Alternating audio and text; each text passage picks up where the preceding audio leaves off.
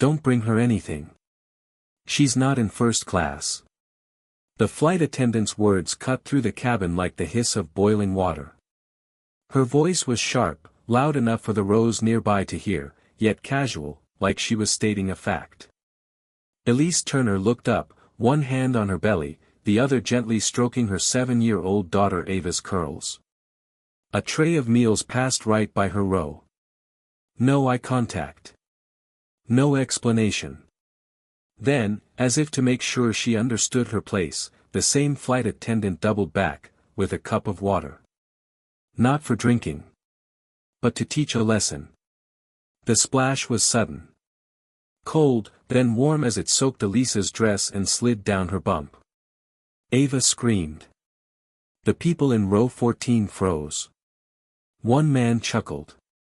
No one moved. But what the crew didn't know was, her husband had just left the cockpit. Elise had boarded quietly like she always did. A middle seat in economy, nothing fancy. Just her and Ava heading to meet her husband after his 2-week rotation overseas. Elise wore no makeup, no jewelry. Her olive-green maternity dress clung a little too tightly, her feet swollen from hours of standing at the gate. But none of that excused what came next. It started when the lead flight attendant, Bethany Clark, asked her to move so a couple could sit together. Elise had politely declined. "I'm pregnant, ma'am. I really need the aisle." Bethany's smile dropped. "Well, other people pay too, sweetheart." 10 minutes later, Elise noticed she'd been skipped during beverage service. Then the dinner tray. Then whispers from across the aisle. Ava asked, "Why aren't they giving us food, Mommy?" Elise just said, "It's okay, honey. Maybe they forgot." They didn't forget. Bethany returned. A plastic cup in one hand. Elise smiled faintly, thinking finally, water. But Bethany paused. Looked Elise dead in the eye. Then tipped the cup forward. Oops. The water soaked her chest and belly. Gasps. A phone lifted to record. Someone muttered, "What the hell?" Elise closed her eyes. Her back arched with tension, but she didn't react. Ava whimpered, burying her face in Elise's side. Elise's hands trembled, but she never stood. She just reached for the call button. Bethany laughed and walked away. And no one, said a word. 10 rows ahead, the cockpit door clicked open. Captain Jackson Cole stepped into the cabin, sunglasses still in hand. Tall, broad-shouldered, calm. His eyes scanned the cabin like he'd just walked into a crime scene, because he had. He saw the wet dress. The trembling child. The silence. "Elise," he said. Bethany froze mid-laugh. Passengers turned. Someone whispered, "Wait, did he just say Elise?" The captain stepped past the beverage cart. "Who poured water on my wife?" Dead silence. Bethany turned pale. Your wife." Jackson nodded once. "Yes. And my daughter is crying. Would you like to explain?" Bethany stumbled back. I thought, she didn't say." "Elise doesn't need to defend herself to you," he interrupted. "You've humiliated a pregnant woman on federal airspace. That's a reportable offense." A man in a nearby row muttered, "Damn right." The co-pilot appeared behind Jackson. "Captain, need me to take controls?" Jackson didn't take his eyes off Bethany. "No. But notify the marshal. We have an incident." Someone gasped. Bethany's voice cracked. "I didn't know she was." "You didn't care," Jackson said coldly.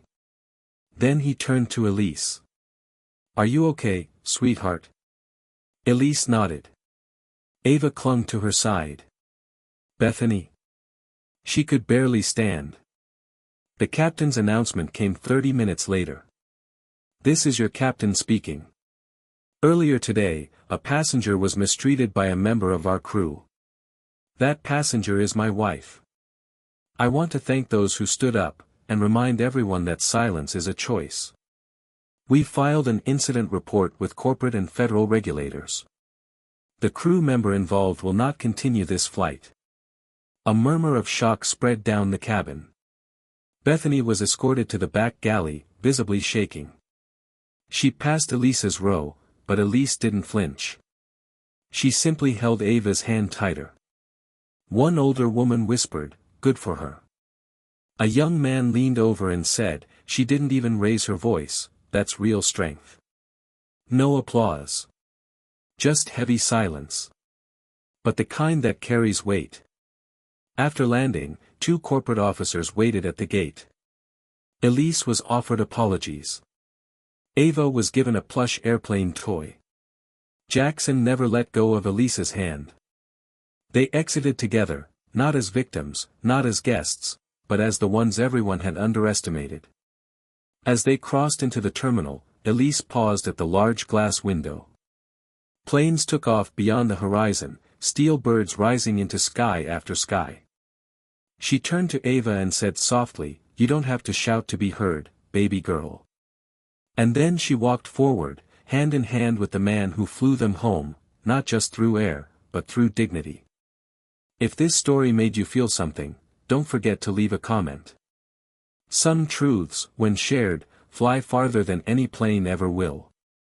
There's a certain kind of strength that doesn't need to shout or demand attention, it simply exists, steady and undeniable.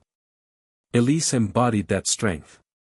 She never raised her voice, never fought back with anger, and never pleaded to be treated with dignity. Yet when she was dismissed and humiliated, she stood her ground, not with fury, but with quiet determination and grace. The incident wasn't really about spilled water or poor service.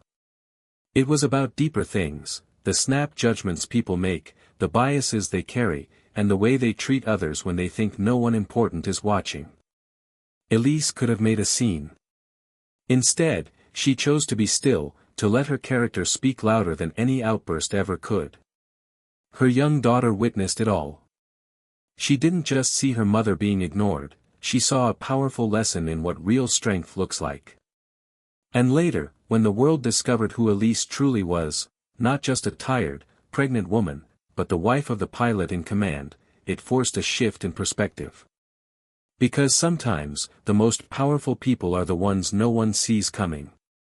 If this story touched you, leave a comment, share it with someone who needs to hear it, and subscribe for more stories of quiet courage and unexpected power.